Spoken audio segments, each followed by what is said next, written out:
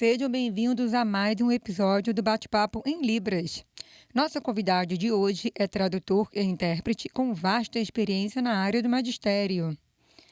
É o professor Tiago Batista. Tudo bem? Tudo bem, Seja muito bem-vindo. obrigado. A sua experiência é na área de educação básica dos surdos, certo? Isso, eu trabalho como intérprete e também como professor no segmento do ensino médio da rede estadual aqui do Rio de Janeiro. Uma dúvida: há o ensino inclusivo e o ensino especial. Há diferenças, semelhanças? Tem sim, principalmente no âmbito linguístico.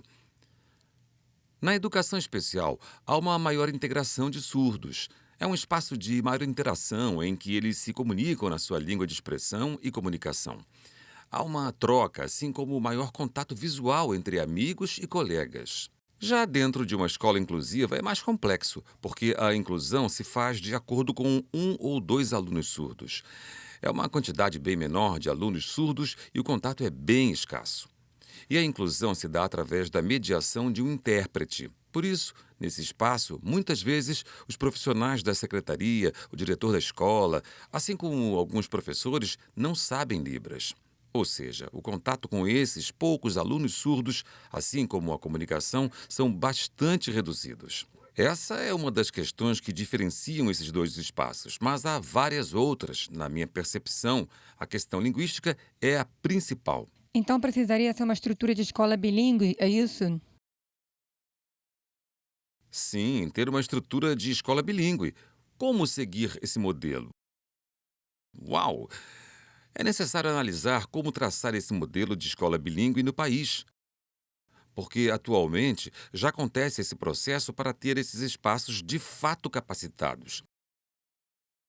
Porque já temos a Libras inserida no currículo escolar, mas é necessário ser bilíngue, com a inserção do português escrito na formação.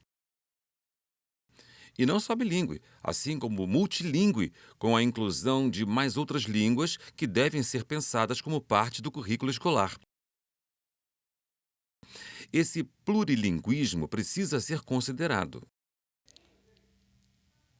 É necessário, então, mudar a perspectiva quanto ao preparo do espaço escolar, assim como das aulas, com foco no ensino dos alunos surdos, não é mesmo?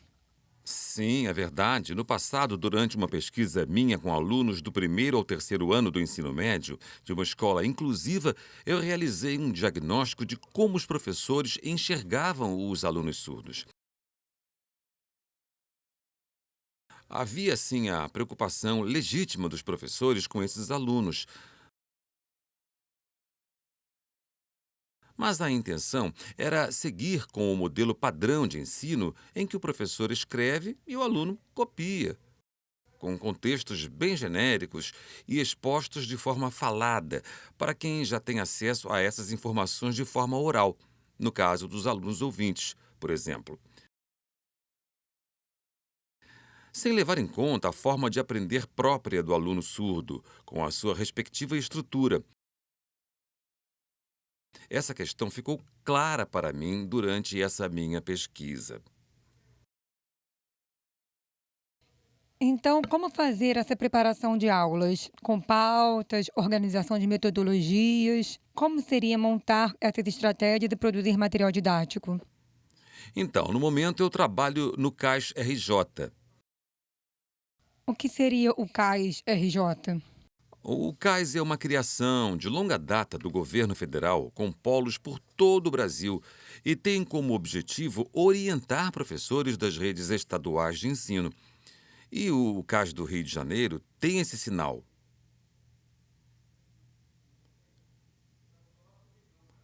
com orientações no âmbito nacional para professores que vão receber alunos surdos em suas classes. Essas orientações se estendem às salas de aula, com a conscientização linguística através do ensino do português como L2 para alunos surdos. Eu não estou me referindo ao ensino da língua oral, e sim da modalidade escrita do português. O corpo docente precisa ter essa conscientização desde o princípio, com estratégias para a formação plena do aluno surdo.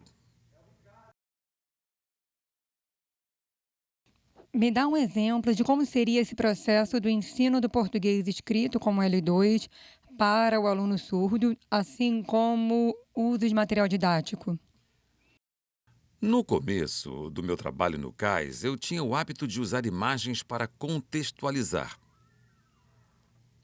Ou seja, enquanto professor em sala de aula, eu aproveitava as imagens como apoio e passei a entender que a percepção do aluno surdo não se resumia apenas a essas imagens.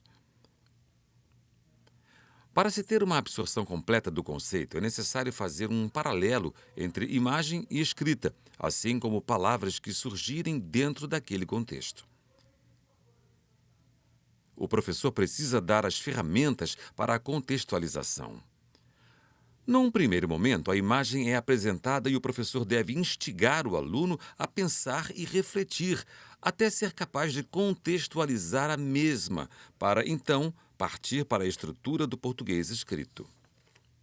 É um trabalho árduo em que o papel do professor consiste em oferecer as devidas ferramentas para que o aluno surdo seja levado a refletir, pensar e absorver a estrutura escrita.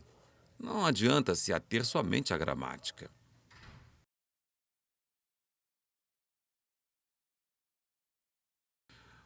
O aluno precisa saber como é a estrutura da escrita e ter como base exemplos de vivência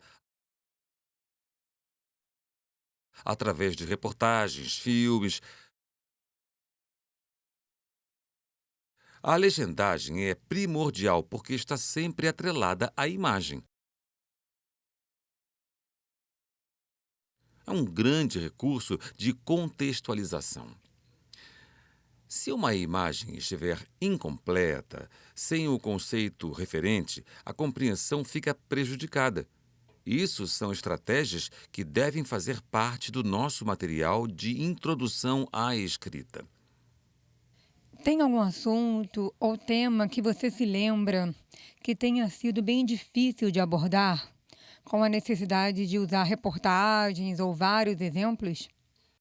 Um exemplo que necessita de muitas demonstrações é o verbo, porque, por exemplo, a palavra em si já possui o sinal.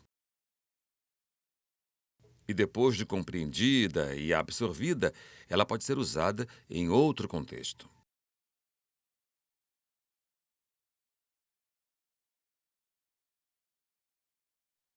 Nesse caso, precisamos trabalhar de forma bem minuciosa, usando de exemplo em exemplo, e também o uso de pronomes pessoais, como eu, tu, ele. Assim como o trio SOV, sujeito, objeto, verbo. Sim, também. O verbo tem a sua descrição e as suas várias conjugações de acordo com o pronome pessoal. Devemos sempre relacionar o verbo com o pronome, como, por exemplo, eles, e seguir com a conjugação do verbo com a respectiva descrição. É bem trabalhoso. O verbo é um exemplo de um trabalho complexo de exemplificação, assim como outros conceitos. E também dentro do contexto temporal, como algo que aconteceu hoje, semana passada, já precisou ser usado? Sim, também, em contexto temporal, sobre algo que aconteceu com uma pessoa. Esse também é um grande exemplo. Em Libras, temos essa relação entre discurso e situação. Passado, presente, futuro. Tem a sua diferença em relação à estrutura do português. Então, como fazer em Libras? Tem um verbo que precisamos descrever de acordo com o tempo da ação. Por exemplo, algo que aconteceu no passado permanece? Depois é o futuro? O verbo precisa estar muito bem descrito e conjugado. Muito bom ter toda essa sua explicação. Agora vamos a essa questão. Temos o ensino de português como L2 para surdos, assim como o ensino de Libras para ouvintes. Como é o processo de ensino? Há semelhanças e diferenças? Precisa ter mudança de estratégias, assim como de conscientização? Sim, eu penso que há diferenças. Precisa haver um grande entendimento e conhecimento no ensino de uma língua como L2, tanto no âmbito de ensino de português para surdos, quanto no âmbito do ensino de Libras para ouvintes. Quanto ao ensino de português para surdos, os surdos brasileiros têm contato com o português escrito em todo ou qualquer lugar através de frases, contextos. O contato do surdo com o português escrito é diário, através de diversas fontes.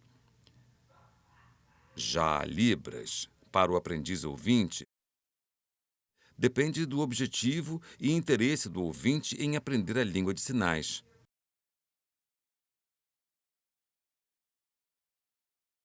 Por exemplo, interesse em se profissionalizar e trabalhar na área, interesse em ajudar, caridade ou estar junto dos surdos no movimento e na militância surda, ou é pelo prazer de uma formação plurilíngue aprendendo mais uma língua, ou através de uma disciplina obrigatória em uma escola ou universidade.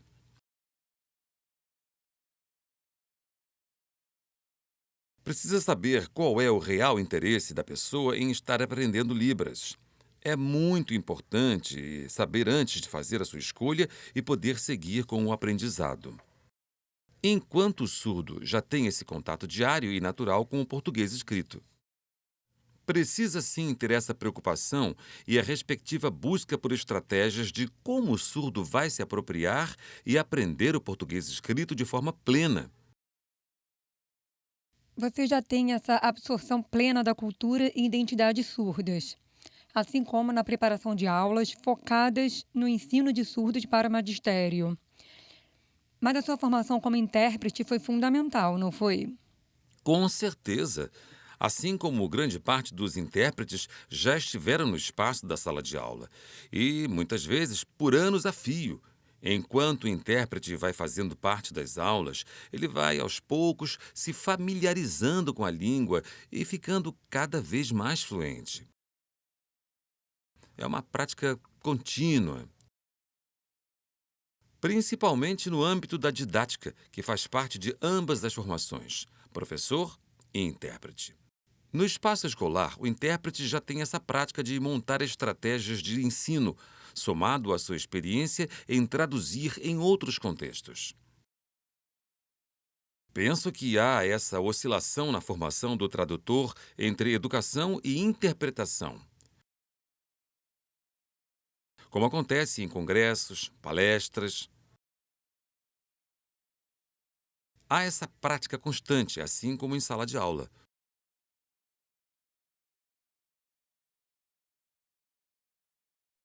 São áreas diferentes, porém complementares. Áreas diferentes que se encontram no final. E vão sempre se esbarrando. Maravilhoso. Infelizmente, o nosso tempo está acabando. Que bate-papo delicioso. Obrigada por nos explicar de forma tão detalhada, compartilhar a sua experiência, assim como estratégias profissionais e didáticas. É um desafio diário, Sim, sem certo? dúvida. É diário. Estou sempre pensando em como preparar aulas, palestras, trocar com professores. Precisa ter um trabalho prévio sobre como será feito, quais exemplos serão utilizados em sala. Desafio diário. Foi um prazer estar aqui nesse rico bate-papo em Libras. Muito obrigada. Gostaram de conhecer o professor e também tradutor e intérprete Tiago Batista, com vasta experiência no magistério? Até o próximo bate-papo em Libras. Tchau, tchau. Tchau.